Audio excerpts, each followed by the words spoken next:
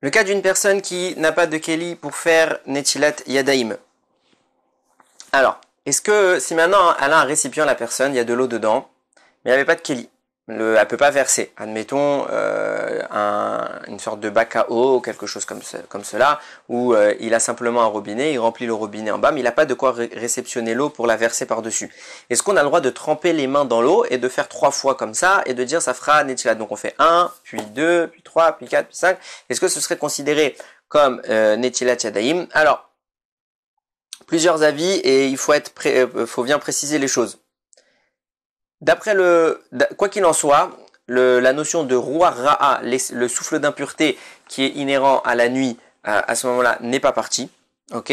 Et donc, même s'il l'aurait fait à trois reprises différentes, une fois ou 3 reprises, ça ne change rien. Ce Netilat Yadaim-là ne fonctionne pas pour enlever le souffle d'impureté.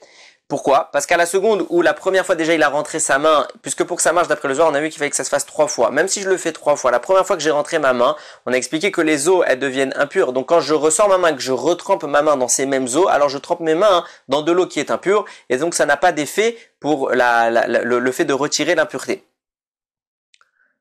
Donc ça ne marcherait pas ni pour faire la tfila, ni pour faire le schéma, et pour la simple et bonne raison qu'il a encore l'impureté sur lui. Il ne peut même pas faire de bracha. Vechol sheken, sheno racha et palel, évidemment qu'on a dit on peut pas faire la tfila. Aval, donc ça c'est d'après le Zohar, donc c'est l'avis de la Kabbalah. Par contre, les dates rabotenu chachmei à Talmud vaposkim, mais d'après les avis de ce qu'on va appeler les pashtanim, donc les chachamim qui sont dans le pshat, dans l'explication qui n'est pas ésotérique, ça n'enlève pas l'impureté, mais ça suffit à rendre le corps assez pur pour pouvoir faire les brachot.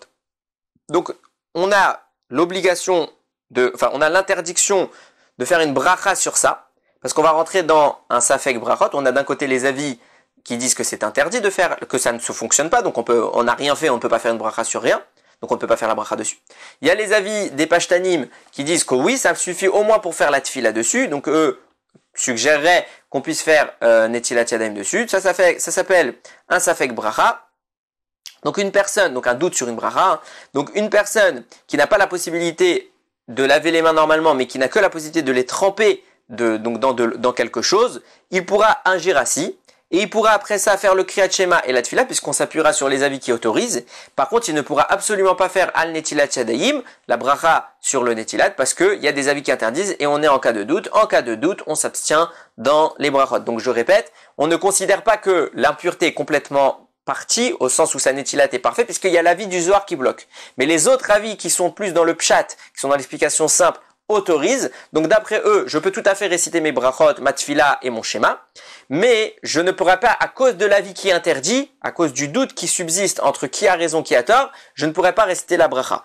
Évidemment que si par contre, par la suite, j'ai fait ce Netilat là, donc j'ai pu même peut-être faire ma prière dessus, mais après c'est présenté à moi un keli concret qui est valide même d'après le Zohar, je devrais me relaver les mains une fois de plus pour que, d'après l'avis de tout le monde, l'impureté soit retirée. Seulement là non plus, je ne pourrais toujours pas faire la bracha. Pourquoi? Parce que peut-être que c'est l'avis numéro 2 qui avait raison, donc l'avis des pashtanim, et qui disait que le premier Netilat était le bon, et donc le Netilat que je suis en train de faire n'est pas un vrai Netilat, et donc je ne peux absolument pas réciter de bracha sur ce Netilat. Ou peut-être, donc cet avis-là nous interdirait de faire, peut-être par contre que c'est bien l'avis du Zohar qui a raison, et puisque l'avis du Zohar a raison, ce deuxième Netilat que je fais est le bon, et il m'amènerait à faire Netilat, comme on est en cas de doute, entre qui a raison, qui a tort, ça fait que brachot laquelle on s'abstient de faire une bracha. Il n'y a que un cas, on pourra quand même faire la bracha, dans le cas où on s'est relavé les mains une deuxième fois, c'est s'il y a eu un très bref instant entre le moment où j'ai fait mon premier trempage dans de l'eau, qui n'est pas valide d'après le Zohar, et que je me suis essuyé les mains, mais donc j'ai pas pu faire la bracha sur ce premier trempage, et quelques secondes après, on m'a présenté un vrai keli avec de l'eau, là, je pourrais en effet refaire Netilat avec bracha, puisque quoi qu'il en soit, on va dire que c'est un seul mouvement qui a eu lieu, et donc que ce soit la première version ou la deuxième qui soit la bonne, je fais une bracha sur quelque chose qui est concrètement valide. Un des deux, je sais pas lequel, mais au moins un des deux est valide, je peux faire la bracha. Deuxième halakha. Alors c'est intéressant, si maintenant j'ai 3 récipients, et donc je fais une fois dans un, après je change, je fais dans l'autre, je change, et je fais encore dans le troisième, je change. Donc à chaque fois mes mains, quand elles se sont trempées dans l'eau, elles ont découvert une autre eau qui n'est pas impure, puisque ma première contamination, je l'ai complètement annulé, je l'ai changé.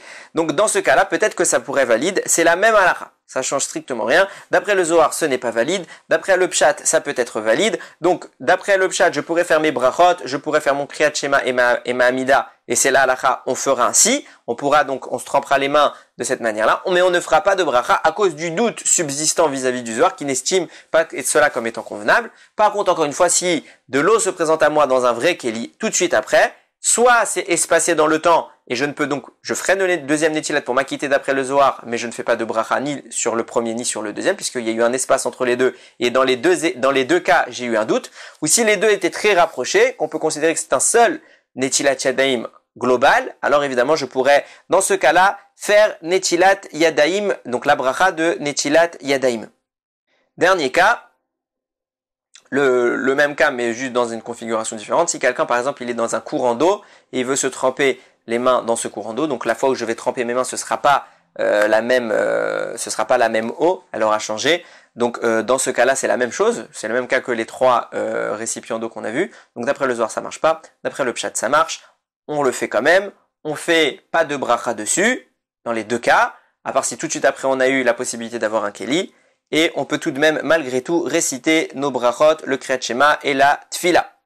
Baruch Adonai l'Olam. Amen ve Amen.